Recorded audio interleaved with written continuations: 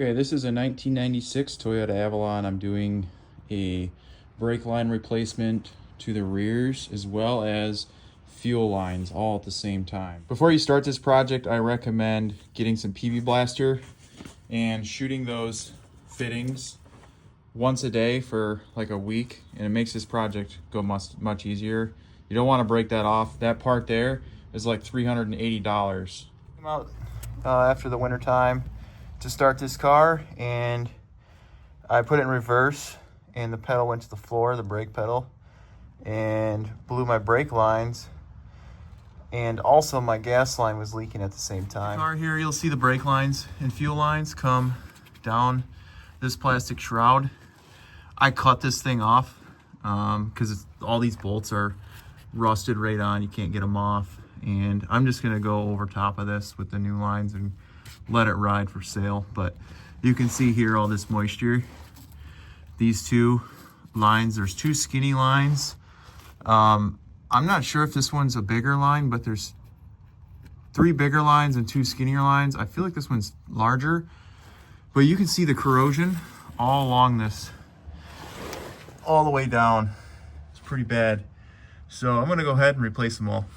See that these lines continue up and they head straight up underneath by the firewall. All right, we're underneath the hood now. You can see I've already tracked these lines. The 2 that go to the rear are the 2 you can see right here, right where my finger's pointing.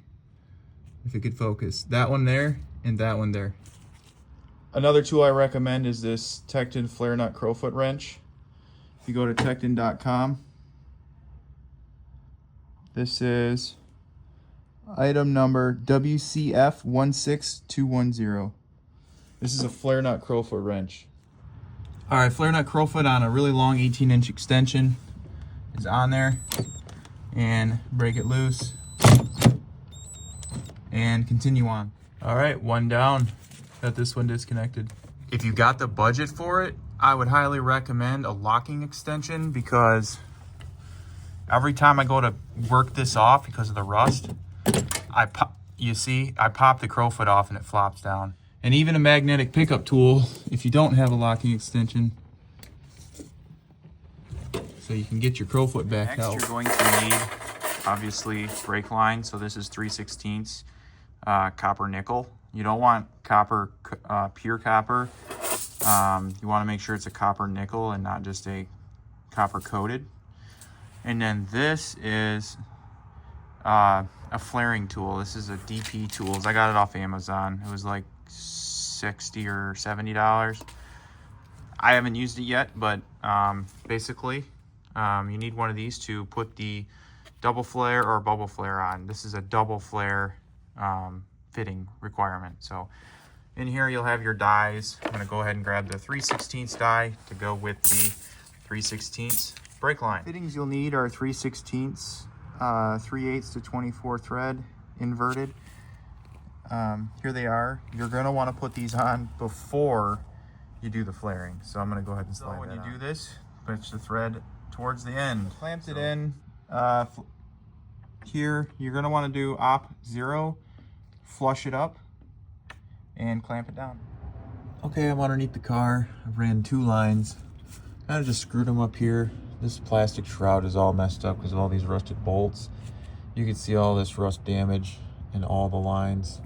So I'm gonna have to run these through all new protective shroud. I'll end up removing all these, and I've ran it all the way down the car. I'll run this one down the frame on this side all the way down, and we'll get them hooked up. Okay, we have a new fuel line coming down. The main fuel line, this is 5/16, and then this is a 3/16 brake line. You can see I ran the rear passenger brake line down the frame. These 2 remaining lines are also fuel lines. I tracked them up to the front. Those were also leaking, so I'm going to replace that as well. These 2 lines right here are 1/4 inch in diameter.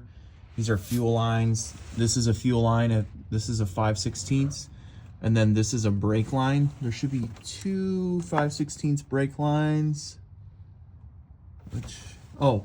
Yeah, it's on that side. So these run down the car. I put these little clamps on. These are from Harbor Freight, and these are just self-tapping screws. And then I ran out of the big one, so I had to use a piece of HVAC hanger. I will cover this with ducting. So I got another clip there. You'll see a few compression fittings. I did this because this fitting was so rusted and I don't want to get into pulling the tank and redoing all these lines. All right, so I started the car, checking for leaks. The back seems to be good. On the front, I have a leak on my 5/16 line, so I'm going to tighten that up. It turns out that I didn't have this actually tightened down that well, so I tightened it up and the leak appears to stop, but I'm going to start it back up and put it under pressure. No leaks. These fittings right here, I got them at Home Depot for $1.88. It's unreal how cheap they are there. All right, so we've had to fast forward a little bit. We have, here's the new brake line coming in. I mounted a little mount here.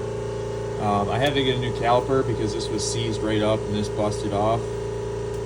So I actually got this new caliper, and then I am doing a vacuum brake bleed. Up front here, I got a canister. It comes with a canister. You can fill it up, and you'll see the fluid will drip down, and then it will keep filling. You're going to want to check to make sure that the new fittings you put in are not leaking. So the two I put in are right there, and they appear to be great. You're really going to want to make sure you watch this fluid. Do not let it go through and empty this reservoir out and pull more air back in. You'll have to start all over again. Okay, so to protect the new lines from road damage, because they're only nickel copper, they're pretty soft. This is just a piece of leftover ducting I had from my basement project. So I cut it, I don't know, roughly 6 inches. I'm gonna fold this over to get rid of the sharp edge. And then I'm gonna make another fold and bend it, contour it to the bottom of the car and screw it up, and this will be my new cover. To do this, I'm using these sheet metal benders. Got them at Harbor Freight. Just grabbing this, bending it over. Okay, I made the first bend. Now I'm gonna take this hammer. I'm gonna smash it down flat. Have you seen anything more factory than that? Look at that. Beautiful.